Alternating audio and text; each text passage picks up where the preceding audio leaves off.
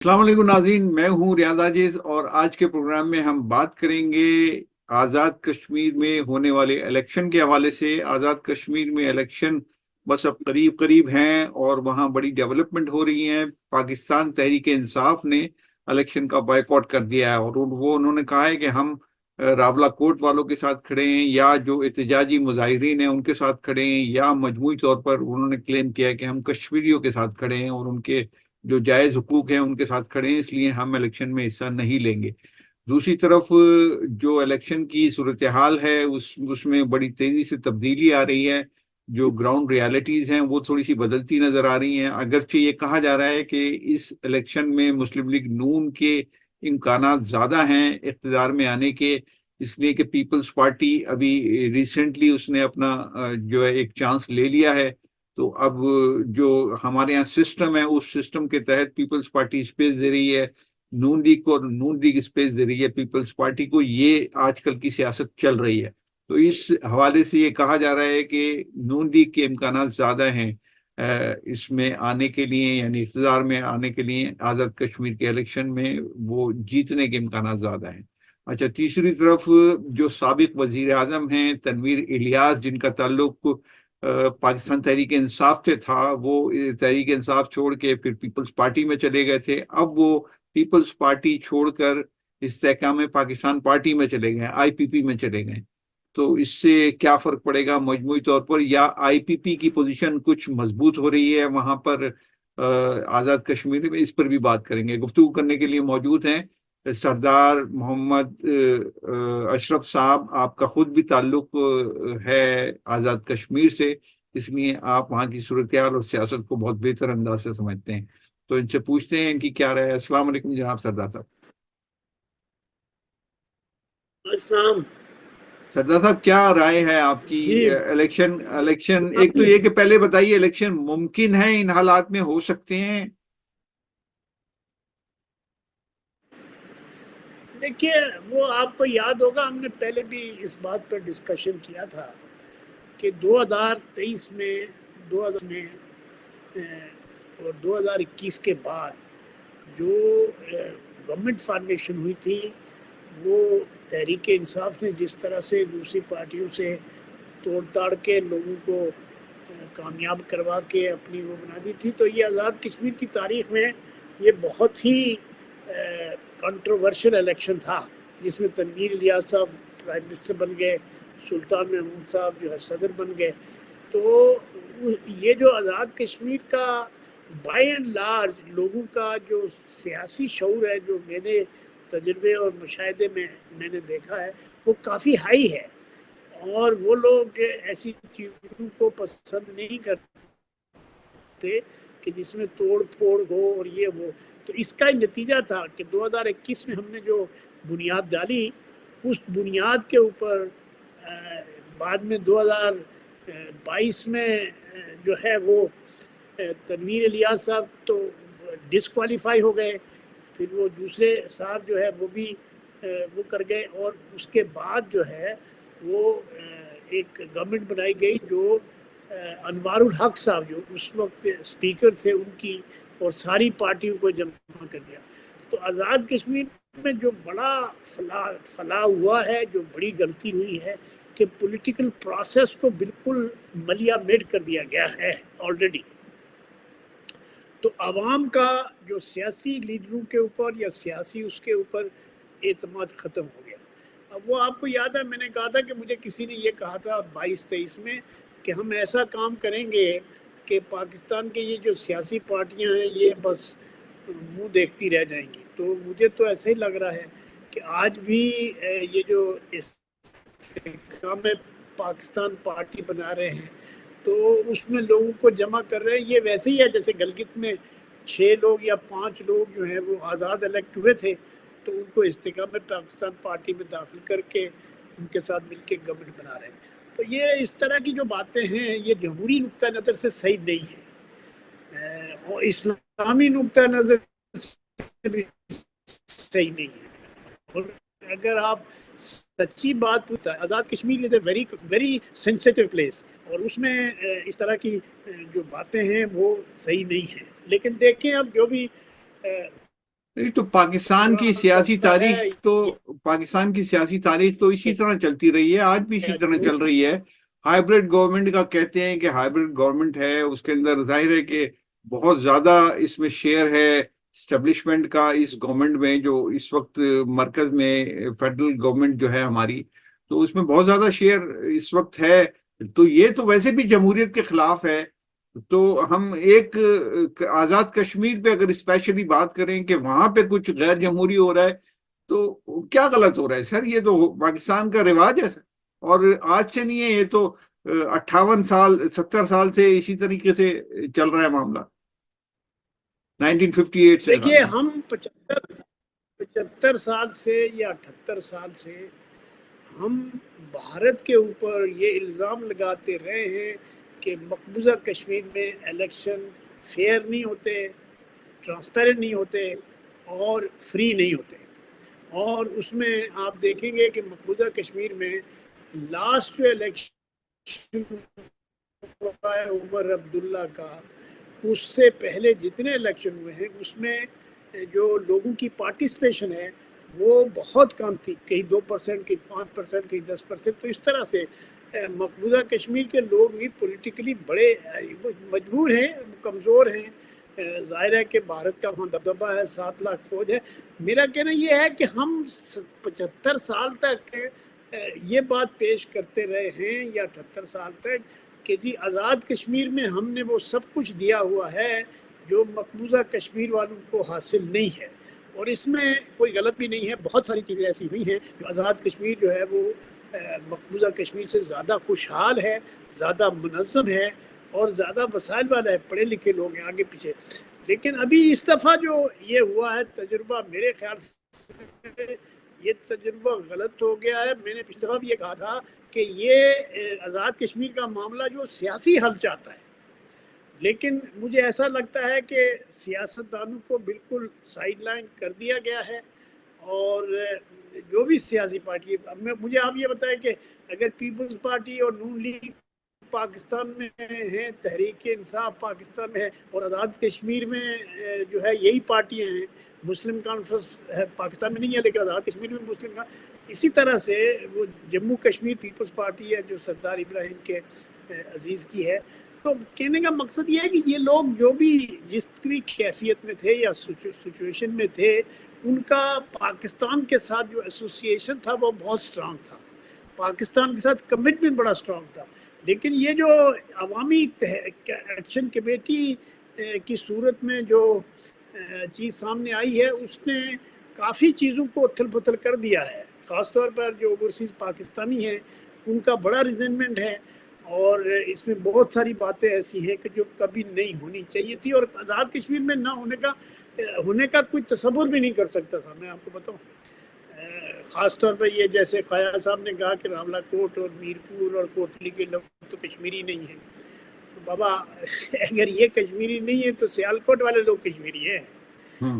تو جو اچھا، بھی اب یہ دیکھیں نا کہ اس پہ ہم نے ایک ڈیٹیل پروگرام کیا اور اس کی ہماری بڑا اچھا رسپانس بھی آیا، بڑی زبردست ویورشپ اس کی آئی، تو وہ تو ہم ڈسکس کر چکے ہیں۔ اب میں آپ سے پوچھ رہا ہوں کہ سر، کیا آپ سمجھتے ہیں کہ یہ جو وہاں پہ دھرنے میں بیٹھے لوگ یا احتجاج جو کر رہے ہیں، یا جو جوائنٹ ایکشن کمیٹی ہے، وہ پاکستان سے الحاق کی شدید ترین مخالف ہے؟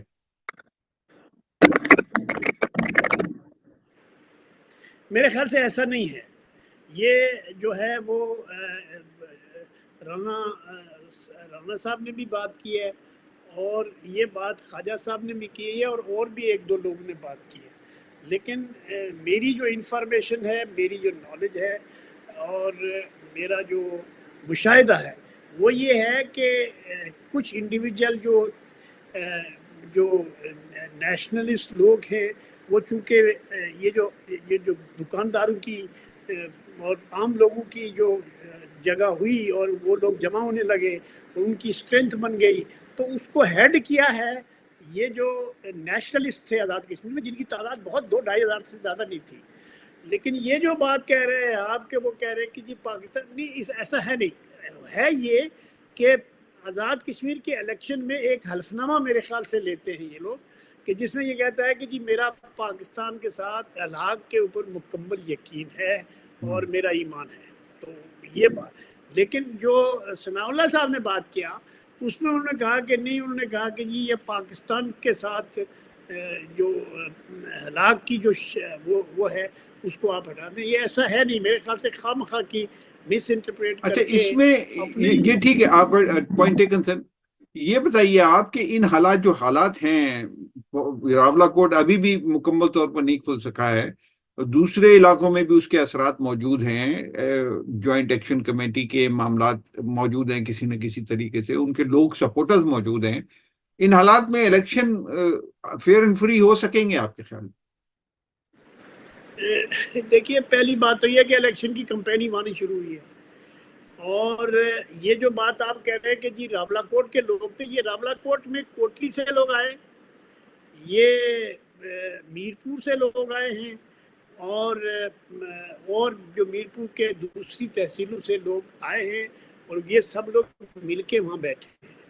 اور ان کا یہ کہنا تھا اگرچہ کہ کچھ نیشنلسٹ لوگوں نے تقریریں کی ہیں جو سخت تقریریں ہیں جس کو ٹالریٹ نہیں کیا جا سکتا یا جس کو کنڈم کیے بغیر رہ نہیں سکتے، کیونکہ پاکستان کی مدد اور حمایت کے بغیر کشمیر کا مسئلہ حل ہو نہیں سکتا ہے، اور نہ ہی کشمیریوں کو جو کچھ بھی ملے گا وہ پاکستان کی حمایت سے، مدد سے ہی ملے گا. تو اب جو اس وقت جو الیکشن کی صورتحال ہے وہاں تو کوئی الیکشن کمپین ہو نہیں رہی ہے، اور نون لیگ کے اور پیپلز پارٹی کے لوگوں کو بھی پریشانی ہے، پرابلم ہے وہاں لوگوں کو وزٹ کرنے میں. اب اگر پیپلز پارٹی اور نون لیگ کو نیوٹرلائز کر دیا گیا یا ان کے آدمی توڑ کے، جیسے میں نے دیکھا ہے کہ نون لیگ کے ایک دو لوگ اور پیپلز پارٹی کے ایک دو لوگ جو ہیں وہ استحکام پاکستان پارٹی میں، استحکام پاکستان پارٹی کو کون جانتا ہے مجھے آپ بتائیں. اور اس کی اگر کوئی مجھے نہیں پتا کہ یہ آزاد ٹائپ کے لوگ جیسے یہ ہمارے تنویر الیاس صاحب ہیں، تو تنویر الیاس تو وہ تو پیسوں کی سیاست کرتے ہیں، پیسوں کی گڈیاں لے کے وہ پھرتے ہیں، وہ ہر جگہ وہ کہتے ہیں میں نے عمران خان کو اتنے پیسے دیے، میں نے پیرنی کو اتنے پیسے دیے، میں نے فلانے لوگوں کو ایسے دیا. فیض حمید کے لیے اس نے ایک پورا فلور کھولا ہوا تھا فیض حمید کی ایکٹیویٹی کے لیے سینٹورس میں. تو وہ کوئی بہت پاپولر پولیٹیکل پرسنالٹی نہیں ہے، لیکن پیسے بہت ہیں وہاں، ان کو کافی پیسے انہوں نے کمائے ہیں، وچ از ناٹ بیڈ ایکچولی. کوئی آدمی پیسے کماتا ہے تو، لیکن وہ اپنے پولیٹیکل کریکٹر کو اگر پیسوں کی بیسس کے اوپر بناتا ہے یا اقتدار پر قابض کرتا ہے تو اس سے ملک اور معاشرے میں غلط روایتیں پڑتی ہیں. ہمارے جو مارشلوں کے دور کے بعد جتنے بھی الیکشن ہوئے پاکستان میں بھی، نہیں تو اس میں سر ایک بات یہ ہے نا، یہ بات تو ہے نا کہ وہ تحریک انصاف چھوڑ کے، تحریک انصاف نے بھی پیسوں کی وجہ سے ان کو جگہ دی اور وزیر اعظم بنایا. اب تنویر الیاس پیپلز پارٹی میں آ گئے، تو پیپلز پارٹی تو ایک پولیٹیکل پارٹی ہے، اس کو ایسے لوگوں کو اتنی جگہ دینی چاہیے، اسپیس دینی چاہیے کہ وہ پھر سیاست کریں اور پھر وہاں سے نکل کے وہ دوسری کسی پارٹی میں چلے جائیں. یعنی اپنے قدم مضبوط کرنے کے لیے ان کو اسپیس تو پیپلز پارٹی نے دیا ہے نا تحریک انصاف سے نکلنے کے بعد. تحریک انصاف سے نکلنے کے بعد پیپلز پارٹی میں وہ گئے، لیکن پیپلز پارٹی ایک ڈیفرنٹ پولیٹیکل پارٹی ہے. میں آپ کو بتاؤں کہ اس میں یہ جو ٹوٹل ڈومیننس ہے وہ کسی ایک فرد کا نہیں ہو سکتا. یا تنویر الیاس جو ہیں وہ اپنے پیسے کے باوجود، ان کو میں نے سنا وہ 4 سیٹیں مانگ رہے تھے، اور 4 سیٹیں ان کو نہیں، ان کو کہا تھا کہ 1 سیٹ لے لیں آپ، اور 1 سیٹ کے علاوہ اگر آپ کہیں گے تو ایک آدھ آدمی کو اور ایکوموڈیٹ ہم کر سکتے ہیں، لیکن ہم 4 سیٹیں آپ کو نہیں دے سکتے. وہ کہہ رہے تھے 4 سیٹیں چاہیے. اب وہ ان کو پوری پارٹی مل گئی ہے، استحکام پاکستان پارٹی، اور اس سے اچھی پارٹی کیا ہوگی، کیونکہ وہ تو میرے خیال سے اس کے بارے میں یہ عمومی طور پر تاثر عوام میں یہ ہے کہ یہ جو علیم خان صاحب ہیں یہ اسٹیبلشمنٹ کے خاص الخاص لوگ ہیں. یہ پروبیبلی پنجاب میں بھی یہ اتنا اثر و رسوخ بنا نہیں سکے ہیں، لیکن یہ پرویز الہی کا ریپلیسمنٹ اپنے آپ کو دیکھ رہے تھے، اور اس کے زمانے میں عمران خان کے زمانے میں اب ان کے ساتھ آئے ہیں، اور وہ اب گلگت بلتستان میں ان کو 5-6 لوگ دیے گئے، انہوں نے پیپلز پارٹی کے ساتھ مل کے حکومت بنا رہے ہیں، یعنی بن گئی ہے یہ نہیں بنی، بہرحال وہ کام چل رہا ہے۔ یہاں آزاد کشمیر میں بھی مجھے یہی لگتا ہے کہ الیکشن جو ہے فری فیئر اور میس پارٹیسپیشن سے الیکشن نہیں اگر ہوئے تو پھر اسی طرح سے کوئی انڈیپینڈنٹ ادھر سے ادھر سے وہ کامیاب قرار دے کہ وہ 10-12 سیٹیں جو ہے وہ پنجاب کی ہیں، جو وہ تو ثناء اللہ صاحب نے کہا نا کہ ہمارے پاس تو ہم اکاؤنٹ کھولیں گے 11 سیٹوں سے یا 10-12 سیٹوں سے، تو وہ بات اپنی جگہ ہے کہ بھئی نون لیگ کے پاس تو 12 سیٹیں پہلے ہی سے ہیں۔ اب مجھے سمجھ نہیں آتا کہ بھئی الیکشن سے پہلے ہی اور یہ حقیقت ہے کہ جس گورنمنٹ کی جس پارٹی کی حکومت پنجاب میں ہوتی ہے وہ 10 کی 10 سیٹیں وہی لے جاتی ہے۔ پچھلی دفعہ پہلے نون لیگ میں تھے لوگ اور سارے وہ الیکٹ ہو کے گئے یا جو بھی واٹ ایور پروسیس، ابھی جو ہے بعد میں تحریک انصاف میں بھی یہی ہوا، اور اب جو ہے وہ استحکام پارٹی کی صورت میں یا پھر نون لیگ کی صورت میں، کیونکہ استحکام پارٹی اور نون لیگ بھی مرکز میں ساتھ ہیں، تو یہ بھی ہو سکتا ہے کہ گلگت بلتستان میں جو ہے وہ پیپلز پارٹی کو چانس دیا گیا ہے ان کو ہیلپ کر کے، جس طرح سے بھی ہوا۔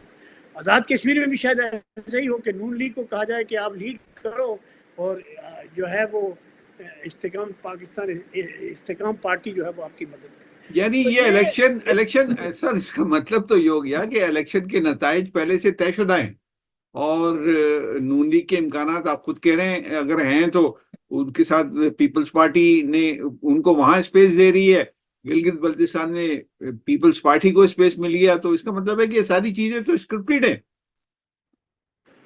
اسکرپٹڈ ہی ہیں یہ، اس میں تو کوئی شک ہی نہیں ہے نا کہ آزاد کشمیر میں جو الیکشن ہو رہے ہیں وہ الیکشن جو ہے وہ افسر لوگ کروا رہے ہیں، وہ افسر لوگ الیکشن کرا رہے ہیں۔ جو آزاد کشمیر کا الیکشن کمیشن ہے وہ اتنا انڈیپینڈنٹ نہیں ہے، ایڈمنسٹریشن وہاں چیف سیکرٹری پاکستان سے گیا ہوا ہے، آئی جی پاکستان سے گیا ہوا ہے، باقی سارے جو آئی بی اور جو اس میں آئی ایس آئی کے اور ایم آئی کے وہاں دفاتر ہیں، اور یہ لوگ افیکٹو بہت ہیں۔ میں آپ کو بتاؤں یہ جو گزشتہ 5-7-8 سال جو گزرے ہیں نا آزاد کشمیر میں، یہ آزاد کشمیر میں بڑا وہ ہوا ہے چینج، لوگوں کی مایوسی جو ہوئی ہے، ڈس اپوائنٹمنٹ ہوا ہے پولیٹیکل پروسیس سے۔ اچھا، یہ ہم ڈسکس کر چکے، پوائنٹ ٹیکن سر۔ یہ بتائیے آپ کہ یہ جو الیکشن کا پروسیس ہے اس میں ہمیں مسلم کانفرنس جو واحد آزاد کشمیر کی ایک بڑی سیاسی جماعت سمجھی جاتی ہے، اس کا کہیں نام وام نہیں آ رہا سر، یہ کیا بات ہے؟ دیکھیں جی، مسلم کانفرنس جو ہے وہ 1932 میں جو 32 میں اور بعد میں جو ہے وہ نیشنل کانفرنس میں اور بعد میں مسلم پاکستان بننے سے پہلے، اور وہ چونکہ شیخ عبداللہ کے ساتھ انہوں نے اختلاف کیا تھا، تو مسلم کانفرنس جو ہے بہت عرصے تک آزاد کشمیر میں جو سو کارڈ چیمپئن رہی ہے پاکستان کے ساتھ الحاق کی۔ لیکن ہوا کیا ہے کہ پچھلی دفعہ نون لیگ ان کے سارے لوگ لے گئی، تو ان کے پاس صرف ابھی ایک ہی بندہ بچا ہوا ہے، وہ عتیق احمد خان جو سردار عبدالقیوم کے بیٹے ہیں، تو اب وہ ایک سیٹ ہے۔ اسی طرح جو خالد ابراہیم کا بیٹا ہے حسن ابراہیم، وہ ایک سیٹ ہے، لائک راولہ کوٹ کی ایک سیٹ ہے، وہ بھی اگر اس دفعہ الیکشن میں پرابلم ہوا اور راولہ کوٹ میں ووٹنگ نہیں ہو سکی تو میرے خیال سے وہ بھی پھر مسئلہ ہوگا، یا ہو سکتا ہے کہ راولہ کوٹ کی 1-2 کانسٹیٹوئنسیز کو یا پلندری کی کانسٹیٹوئنسی کو ہو سکتا ہے ڈیفر کرنا پڑے اس کا الیکشن۔ تو اس کا مطلب تو یہ ہو گیا کہ جو دوسری سیاسی جماعتیں پیپلز پارٹی یا مسلم لیگ نون یا اب آئی پی پی یہ ڈومینیٹ کر رہی ہیں آزاد کشمیر کی سیاست میں، تو جو مقامی سیاسی جماعت ہے یا مقامی لوگ ہیں ان کے اوپر تو ایک قسم کا پہلے سے فیصلہ مسلط کر دیا جاتا ہے ان سیاسی جماعتوں کی شکل میں۔ پوچھ میں یہ رہا ہوں کہ مسلم کانفرنس جیسی سیاسی جماعتیں کیوں ابھر نہیں سکیں یا مضبوط نہیں ہو سکیں آزاد کشمیر میں؟ دیکھیے مسلم کانفرنس جو ہے وہ ٹکڑے ہوئی چودھری غلام عباس کی زندگی میں ہی جو ہے وہ مسلم کانفرنس جو ہے وہ دو دھڑوں میں تقسیم ہو گئی تھی. ایک ابراہیم خان کا دھڑا تھا اور ایک جو ہے چودھری غلام عباس کا، جس کو چودھری غلام عباس کے ساتھ سردار قیوم اور یہ لوگ تھے. تو چونکہ یہ اسٹیبلشمنٹ کے خاص الخاص تھے، بلکہ وہ ایک آسٹریلین آتھر ہے جس نے آزاد کشمیر پہ ایک کتاب لکھی ہے. اس نے کہا کہ جو چودھری غلام عباس ہے وہ 3,000 روپیہ مہینہ منسٹری آف کشمیر افیئرس سے لیتے تھے مشاعرہ. تو یہ تو بات اپنی جگہ ہے کہ مسلم کانفرنس اپنے آپ کو آزاد کشمیر اور آزاد کشمیر کے لوگوں کی ریپریزنٹیٹیو سمجھتی تھی، لیکن الٹیمیٹلی یہ ہوا ہے کہ وہاں چونکہ برادریوں کی لڑائیاں انہوں نے کرائی ہیں، تو ultimately they last the political cloud. اب صرف سردار عتیق احمد خان ہے. ایک انٹرویو میں جو وہاں کے فارمر آئی جی ہیں، ایکٹنگ آئی جی فہیم احمد خان، اس کو انہوں نے کافی کھڑی کھڑی باتیں کی ہیں اور اس میں کہا کہ یہ آزاد کشمیر کے لوگوں کو میں بہت اچھی طرح جانتا ہوں، اس میں جو ہے ہندوستان کا ایجنٹ کوئی نہیں ہے اور ان میں کوئی آدمی غدار نہیں ہے. تو ان کے اپنے حلقے میں یہ بات ہے سردار عتیق میں. اور چونکہ ان کی بہت عرصہ گورنمنٹ رہی ہے، 5 سال صدر رہے ہیں، 5 سال وزیر اعظم رہے ہیں، سردار قیوم بھی، سردار اسکندر بھی اور سردار عتیق احمد خان بھی، یہ بھی پرائم منسٹر رہے ہیں. تو لیکن ان لوگوں کا جو گورنمنٹ میں پرفارمنس ہے وہ ویسی نہیں رہی جیسی کہ اس کا لوگوں کیا کو. میں مطلب یہ نکالوں کہ یہ جو اسٹیبلشمنٹ ہے یہ مسلم کانفرنس یا اسی جیسے لائک مائنڈیڈ دوسری پارٹیوں کو کٹ ٹو سائز رکھنا چاہتی تھی اور چاہتی ہے تاکہ یہ اپنی کوئی طاقت نہ بنا سکیں اور یہاں پر پیپلز پارٹی اور نون لیگ اور آئی پی پی جیسی جماعتیں جو ہیں اپنی پوزیشن مضبوط کر سکیں؟ دیکھو نا، پیپلز پارٹی جو ہے وہ میس بیس پارٹی ہے اور ذوالفقار علی بھٹو کی زندگی میں انہوں نے اپنی جو سیاست کی بنیاد رکھی تھی وہ کشمیر میں رکھی تھی. تو کشمیر میں Zulfikar Ali Bhutto was very popular اور ان کی پارٹی بھی کافی گراس روٹڈ پارٹی ہے. Peoples Party is a very grass rooted party. Noon League جو ہے وہ الیکٹیبلز کی پارٹی ہے، اس میں کافی لوگ ہیں. شاہ عبد القادر آج میں دیکھ رہا تھا کہ کسی نے کہا مسلم لیگ کے جو صدر ہیں ان کے اوپر کسی نے حملہ کیا. مطلب یہ بڑا ٹرمائل ہے. اگر اس میں مقصد یہ تھا کہ پولیٹیکل فورسز کو مائنس کر کے ہم جو ہے وہ ایڈمنسٹریٹو سٹرکچر پہ تیار کریں. آزاد کشمیر میں ویسے بھی ہماری جو اسٹیبلشمنٹ ہے وہ آزاد کشمیر میں پہلے تجربے کرتی ہے پھر اس کو پاکستان میں لگاتی ہے. اگر یہ تجربہ استعفیٰ آئی پی پی کا ہوا تو طے ہوئی نا کہ پولیٹیکل پارٹیز کے اوپر اسٹیبلشمنٹ کا ٹرسٹ نہیں ہے. اسٹیبلشمنٹ کیونکہ بہت سپریم پارٹی ہے، ریئل پاور جو ہے وہ اسی کے پاس ہے. مثلا کسی آدمی نے کل یہ پوچھا تھا کہ یار آزاد کشمیر میں ایک پرائم منسٹر ہے تو اس کے پاس کوئی پاور نہیں ہے کیا؟ تو میرے خیال سے خاقہ نواز اس نے کہا پاکستان کے پرائم منسٹر کے پاس نہیں ہے تو اس کے پاس کہاں سے ہوں گی. تو یہ this is really very unfortunate, this should not have happen. میں آپ کو بتاؤں آزاد کشمیر میں پولیٹیکل کلچر جو ہے وہ کافی لائلٹیز بھی اسٹرانگ ہیں، آرگنائزیشن بھی اسٹرانگ ہے. لوگ عام طور پر ووٹ دیتے ہیں دیکھ بھال کے دیتے ہیں، ایسے نہیں دیتے. لیکن جب مینپولیشن ہوگی، جیسے اس نے کہا شاید خاقان عباسی کا میں ابھی انٹرویو سن رہا تھا کہ اس نے کہا کہ میں نے مریم نواز کے ساتھ جو ہے وہ بھرپور مہم چلائی تھی 2021 میں، لیکن وہ جو نتیجہ تو آیا تھا بالکل الٹ، جو اس سے کچھ بھی نہیں. تو یہ دیکھیں نا، پولیٹکس میں جو چیز پرسیپشن ہے نا وہ خراب ہو تو وہ ریئلٹی کچھ بھی ہو اس سے فرق نہیں پڑتا ہے. تو اگر پاکستان کی جو اسٹیبلشمنٹ ہے یا پاکستان کے جو ریئل اصلی حکمران ہیں وہ یہ سمجھتے ہیں کہ ان کے پاس طاقت کنسنٹریٹ کرے تو سب کام ٹھیک ہو جائے گا، تو میرے خیال سے یہ صحیح نہیں ہے. کیونکہ دنیا نے ہزاروں سال سے لوگوں نے تجربے کر کے یہ ایک سسٹم ایوالو کیا. میں نہیں کہتا ہوں کہ ڈیموکریٹک سسٹم بیسٹ سسٹم ہے. No it is not. It's a very weak and volatile system, but it is there. You see, یہ تمام سسٹمز میں جو ڈیموکریٹک سسٹم ہے that is much better, because اس میں اکاؤنٹیبلٹی ہے, لوگوں کی رائے ہے, لوگوں کے جو مطالبے ہیں ان کے اوپر رکھنا پڑتا ہے. ایسا نہیں کر سکتے کہ آپ جو دن میں. لیکن ہماری جو اسٹیبلشمنٹ کا انفارچونیٹلی یہ کیوں ہے مجھے نہیں معلوم, کہ وہ اپنے علاوہ کسی کو محب وطن نہیں سمجھتے, یا پولیٹیکل پارٹیاں جو پاکستان میں ہیں وہ اگر آزاد کشمیر میں ہیں تو پھر آزاد پاکستان کو تو کوئی پرابلم ہی نہیں ہونا چاہیے کہ آزاد کشمیر کے لوگ انہیں کو الگ کریں گے. ٹھیک ہے, ٹھیک ہے. اچھا, one last question sir, one last question, time is up.